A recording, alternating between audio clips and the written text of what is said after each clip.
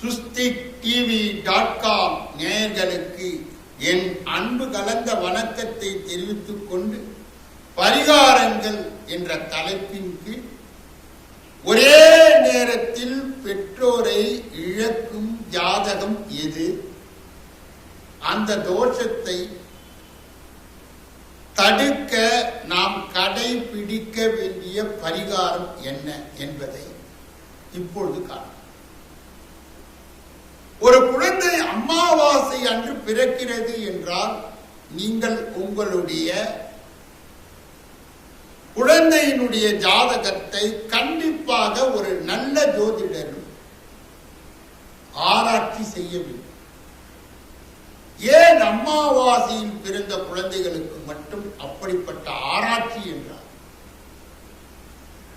சூரியனும் சந்திரனும் சேர்ந்து இருக்கின்ற நிலைதான் அமாவாசை.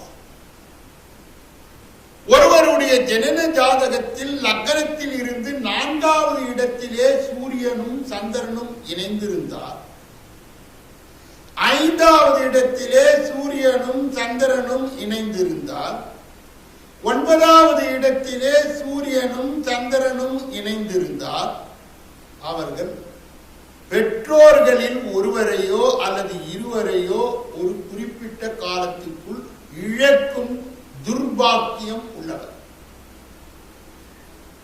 ஆகையால் தான் நான் சொல்லுகின்றேன், அமாவாசையில் பிறந்தவர்களாக இருந்தார் நிச்சயமாக நல்ல ஜோதிடரை பார்த்து நீங்கள் உங்கள் குழந்தையினுடைய ஜாதகத்தை பரிசோதிக்க. அது 4வது இடத்திலோ அது அன்னையை குறிக்கின்ற ஸ்தானம், 5வது இடம் அந்த குழந்தையை பற்றி குறிக்கின்ற ஸ்தானம், பூர்வ புண்ணியத்தை குறிக்கின்ற ஸ்தானம், 9 என்பது தகப்பனாரை குறிக்கின்ற ஸ்தானம். இப்படிப்பட்ட ஒரு அமைப்பிலே ஒரு குழந்தை பிறந்து விட்டால் பதறி போக வேண்டாம், சிதறி போக வேண்டாம். நாம் என்ன செய்தால் இந்த குழந்தையும் காப்பாற்றலாம், இதை பெற்றெடுத்தவர்களையும் நாம் பாதுகாக்கலாம் என்பதை சிந்திக்க வேண்டும். அதுதான் சால சிறப்பு.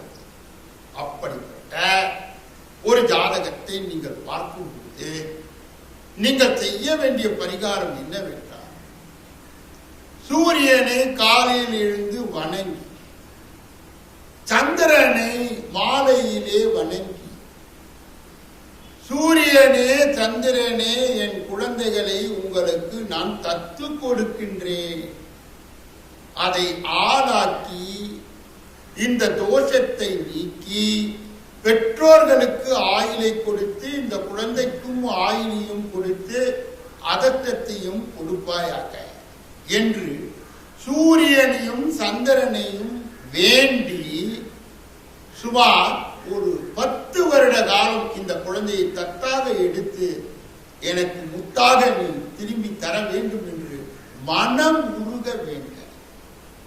அங்கே ஒரு அற்புதம் நடக்கும். அந்த தாயாருக்கோ தந்தையாருக்கோ வருகின்ற தோஷம் கட்டுப்படும். இது எப்படி என்றால், இதை தெரியாதவர்கள் நிறைய பேர் இருக்கின்றார். அவர்களுக்கு எல்லாம் துர்பாக்கியம் இருந்தால், இழக்கின்ற சூழ்நிலை இருந்தால், இப்படிப்பட்ட நுணுக்கமான செய்திகள் எல்லாம் அவர்களுக்கு போய் எட்டார். அப்பொழுது யார் புண்ணியம் செய்திருக்கின்றார்களோ, யார் பாக்கியம் செய்திருக்கின்றார்களோ, இந்த நிகழ்ச்சியை கடவுளின் கருணையின் மூலமாக அவர்கள் பார்க்கின்றார்கள், அந்த பொருத்தமான பரிகாரங்களை செய்கின்றார்கள், வாழ்க்கையிலே வெல்லுகின்றார்கள் என்றார். அனைத்தும் இறைவனின் கருணையே. அதாவது ஒரு ஜாதகத்தை நாம் பார்க்கும் பொழுது பலவிதமான விஷயங்களை புரிந்து கொள்ளலாம்.